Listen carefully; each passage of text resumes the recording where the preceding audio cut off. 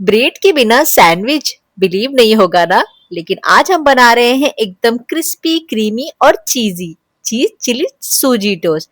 इसका टेस्ट इतना डिलीशियस है कि खाने वाले को पता भी नहीं चलेगा कि इसमें ब्रेड यूज ही नहीं हुआ है। और सबसे अच्छी बात, ये रेसिपी सिंपल इंग्रेडिएंट से बनेगी, सैंडविच टोस्टर में इजीली कुक भी हो जाएगी। सबसे पहले बनाते हैं इसका सूजी बैटर।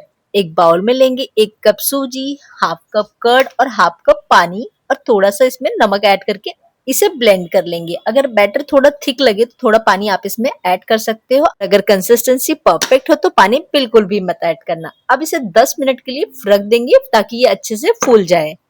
तो अब हम बनाएंगे इसकी चीजी फिलिंग। एकदम फाइनली चॉप्ड लेंगे हम half cup capsicum, half cup onion और इतना ही ले लेंगे हम इसमें चीज। ये मैंने मोज़रेला चीज लिया है, आप कोई भी चीज में ऐड कर सकते हैं। और इस ग्रीन चटनी की रेसिपी मैं कैप्शन में दे दूंगी, आप चेक कर लेना। साथ में ही बाकी स्पाइसेस ऐड करेंगे, चिली फ्लेक्स, मिक्स हर्ब्स और थोड़ा सा ब्लैक पेपर ऐड करके सब कुछ अच्छे से मिक्स करेंगे और नमक भी इसमें ऐड कर देंगे। और बस हमारा क्रीमी चीजी फिलिंग रेडी हो गया। फिर अब हम सूजी बैटर में थोड़ा सा इनो ऐड करेंगे और अच्छे से मिक्स कर लेंगे। अब टोस्टर में मैंने यहाँ पे सबसे पहले थोड़ा सा बटर लगा दिया है। फिर इसमें हम सूजी का बैटर डालेंगे। इसका लेयर ना एकदम पतला होना चाहिए। अगर बहुत ज्यादा सूजी का बैटर डाल दिया ना तो स्टफिंग बिल्कुल भी नहीं आएगी और बहुत ही फिर ये मोटा मोटा बनेगा और अच्छा बिल्कुल नहीं लगेगा।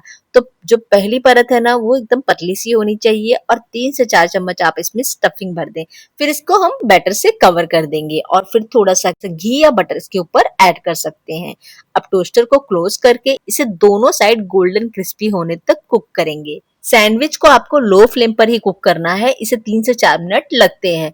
लेकिन अगर फ्लेम को तेज कर दिया ना ऊपर से ये जल जाएगा और अंदर से कच्चा रह जाएगा। इसलिए इसे लो फ्लेम पर ही कुक करना और दोनों साइड अच्छे से क्रिस्पी होने तक कुक कर लेना है। और अगर आपके पास टोस्टर नहीं होना तो डोंट वरी, आप इसे पैन पे भी बना सकते हो। सैंडविच जैसा नहीं बनेगा, तवे पे आप गोले शेप में बना सकते हो। इसी तरीके से टेस्ट में कोई भी कॉम्प्रोमाइज नहीं होगा, बस शेप थोड़ा सा डिफरेंट दिख सकता है। तो आप पैन पे भी ट्राई कर सकते हो। तो ये देखिए हमारा सैंडविच अच्छे से कुक हो गया है, एकदम गोल्डन एंड क्रिस्पी लग रहा है।